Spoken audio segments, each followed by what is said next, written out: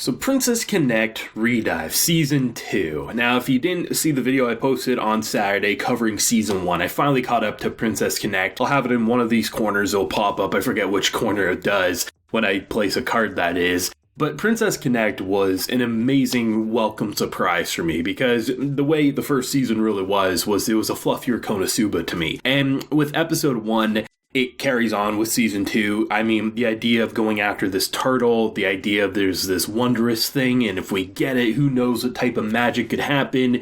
The punchline being that it's a male turtle, so it's not going to lay eggs to them. Episode 2, having a similar fluff with the concert and the fan club. I mean, if you would have told me Yuki would have been on the shoulders of this, idol fanatic fan group and that they would be best buds, I would say, while I definitely think it's possible, I just think you're on, you're misremembering something. But I really like with episode 2 that it's a bit more dramatic because there is a little bit of tension within the group and secrets that are being kept. The first of which, Kokoro kind of confronting Green, it just saying hey, are you ever gonna explain who you really are? And she's saying someday, but can you just keep it a secret for now? That alone is enough to kind of give it a little more of an emotional edge, but my personal favorite thing from season 1, which I mentioned in the video, was honestly Carl and her kind of conflicting feelings. And those conflicting feelings are getting stronger and stronger, it seems like, as the episodes go on. And I really enjoyed seeing, the idea of feeling like your loyalty's supposed to be here, right?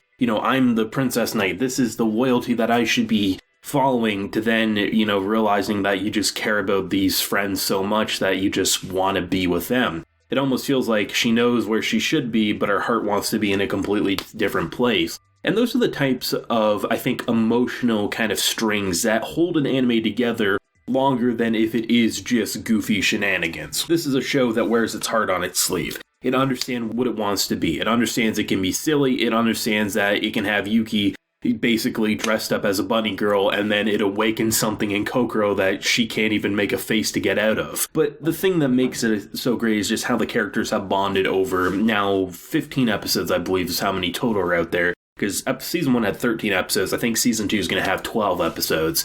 This is one of those shows that, even though it's not necessarily okay, we're going on this grand adventure of okay, Demon King we need to defeat, and that's exactly the main hook from episode 1. The main hook from episode 1 has always been the relationship and how the characters bond, and the fact that they're starting to lay out a little more breadcrumbs in terms of maybe a more serious narrative, welcomed surprise for this season, but also not really that much of a surprise given that I know the game story gets a little more serious as well. In terms of the 2 episodes, I would probably say the debut episode 1 of season 2 was probably my favorite. There was just so many highlights within that. The return of the wolves joke is probably one of the funniest things in the show. It's the joke that continues to give. The fact that they're talking I love you to Yuki because Yuki's trying to stand his ground, trying to, turn a situation that used to have him being dragged by the arms and head into something that maybe the wolves will like him, and then they're just yeah, got you, and then just the numerous situations to even, I think, one of the funniest jokes in the show, hands down, including season 1,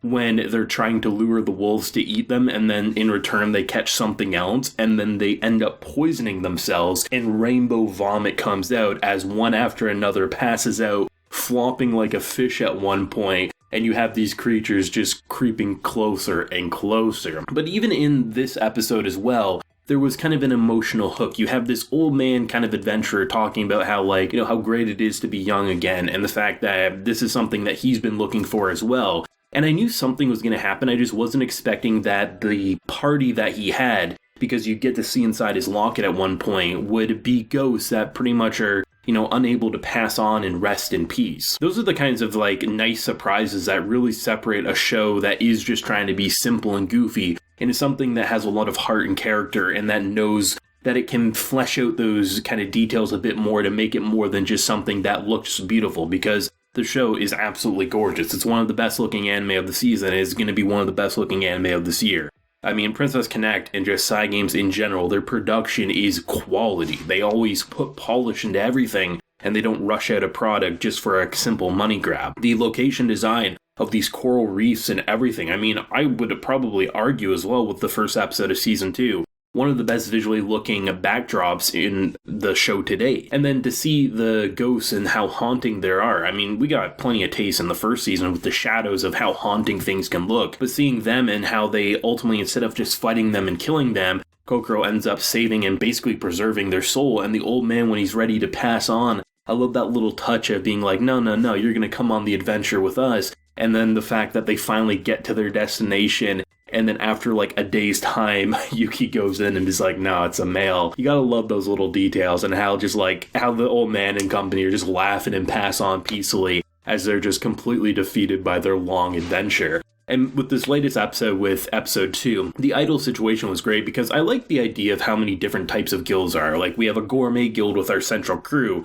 the idea of like an idol group, singing, having these big concerts. And because it's not like typical idol anime where they're constantly dancing every episode, the idol animation and how they even CG'd the crowd and things like that looked better than what you're typically used to for settings like those. As you also have, characters like Carl and company just completely slicing and dicing these shadows, who, if they weren't there, literally that concert would have turned from happy-go-lucky fun times into, like, a zombie apocalypse waiting in the making there. Like, Princess Connect has no right to be as good as it is, but the fact that every character can make me laugh, can make me smile, and even warm my heart a little. Like, even that scene when, our boy is, because he gets told to go wash his glove because he was, like, wiping his face. He's the simplest of fools, but you gotta love him. And, like, when they're about to shake him down for getting too close to their idol, the fact that he's just like, music brings us together. Like, it's those little butterfly moments that, as goofy as they are, and what leads to, more goofy shenanigans,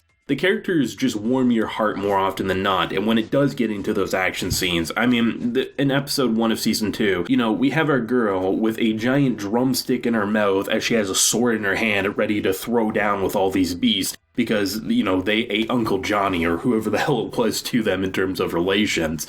This show is incredible. I'm really glad I caught up when I did. I mean, sometimes you just get those gut feelings like, why the hell are people so excited for something? Because on paper you think it's nothing. And honestly, just getting into this show was so fun. I mean, this is a show that works a hell of a lot in a binge, but I mean, weekly experience. You get to see funny things, you get to see action-packed scenes, and even those more emotional sides with the latest episode. It's hard not to say Princess Connect is one of this season's best, and hopefully I got more people into checking it out. I know I got a few anyway with the season 1 video I did, and hopefully seeing me cover this week by week will give more people more of a reason to push into this show because it is quality. The most shocking thing and unshocking thing to me though when I did release that video was the realization that the director of Konosuba is also the director of Princess Connect, because it really does feel like a fluffier Konosuba, and just to see how this show got made, I mean, this is amazing, and, there's a very good possibility, maybe even check out the game when Season 2's over, because